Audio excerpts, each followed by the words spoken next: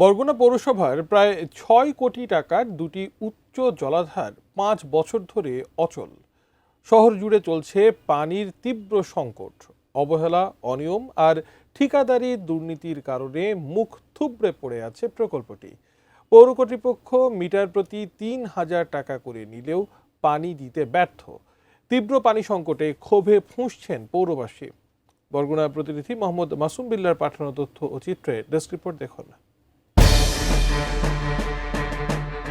২০১৯-২০ অর্থ বছরে উপকূলীয় শহর হিসেবে পরিবেশগত অবকাঠামো প্রকল্পের আওতায় বরগুনা পৌরসভার থানাপাড়া ও বাগানবাড়ি এলাকায় প্রায় ৬ কোটি টাকা ব্যয়ে নির্মাণ করা হয় ১০ লাখ লিটার ধারণ ক্ষমতা সম্পন্ন দুটি ওভারহেড ওয়াটার ট্যাঙ্ক।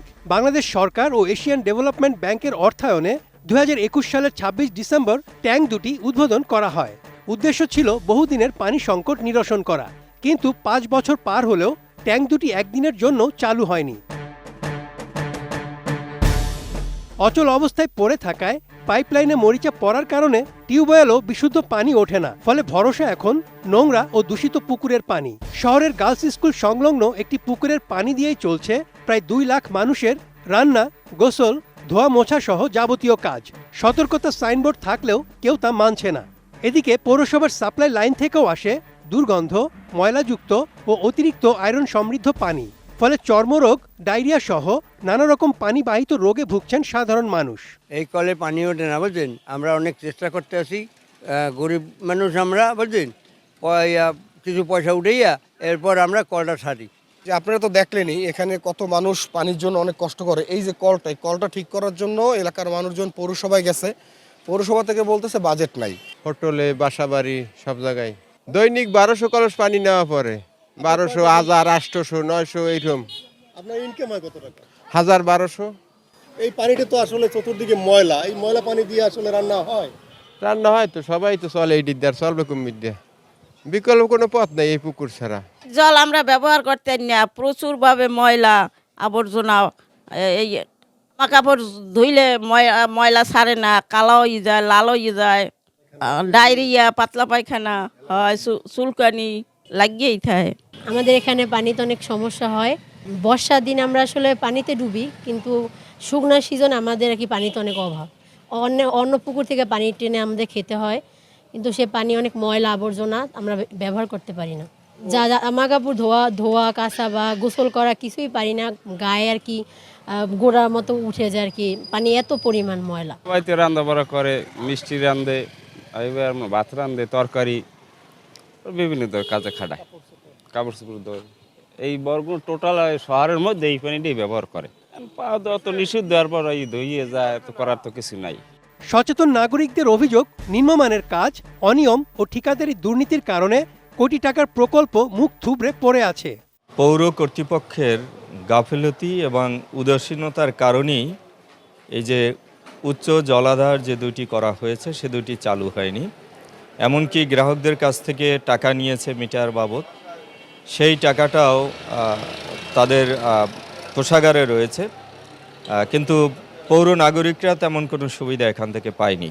প্রায় ৬ বছর হলো এই প্রকল্পটি চালু হচ্ছে না।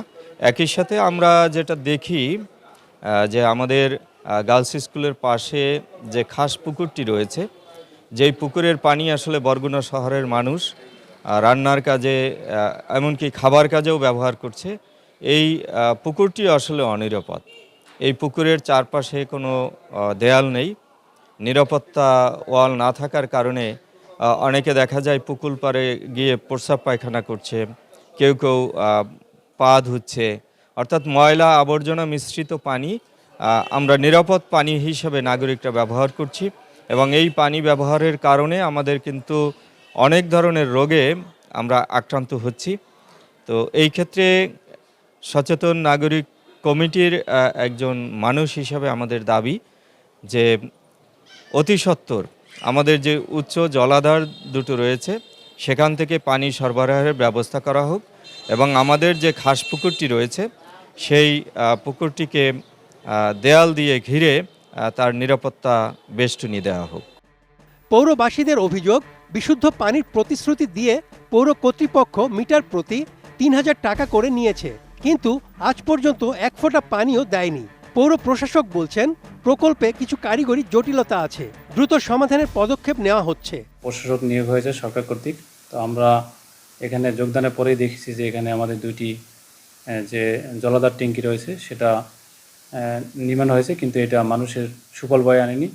এটা মানুষের ব্যবহার উপযোগী করার জন্য সংশ্লিষ্ট কর্তৃপক্ষকে জানানো হয়েছে এবং প্রয়োজনীয় নির্দেশনা পেলে আমরা এটা বাস্তবায়ন করতে পারবো, যাতে মানুষের যে সুপেয় পানির ব্যবস্থা করা যায় এবং বরগুনার যে পৌরসভার বাসী তারা যেন এটা সুফল ভোগ করতে পারে। আমাদের বিভিন্ন জায়গায় আপনারা জানেন যে আমাদের পৌরসভায় বিভিন্ন স্থানীয় পাম্প রয়েছে। এর মাধ্যমে কিন্তু আমার পৌরসভার পৌর নাগরিকদের আমরা পানি সাপ্লাই দিয়ে থাকি। এর বাইরেও আমাদের বিভিন্ন জায়গায় কিন্তু পৌরসভা কর্তৃক আমাদের গভীর নলকূপ বসানো আছে, তার মাধ্যমে কিন্তু আমাদের সুপেয় পানি আমরা সরবরাহ করে থাকি। এর বাইরেও আমাদের রেইন ওয়াটার হারভেস্টিংয়ের জন্য সরকার বরাবর আমরা কিন্তু পত্র প্রেরণ করেছি। আমরা আশা করি যে এটার সুফল নাগরিকগণ পাবে। আপনারা জানেন যে আমাদের সাপ্লাই পানি রয়েছে, মানুষের বিকল্প ব্যবহার হিসেবে আপনাদের পুকুর রয়েছে। তো সাপ্লাই পানির সাথে সাথে সে পুকুরে পানি ব্যবহার করতে পারবে মানুষের, কিন্তু সেই ব্যবস্থা এখানে বিদ্যমান আছে।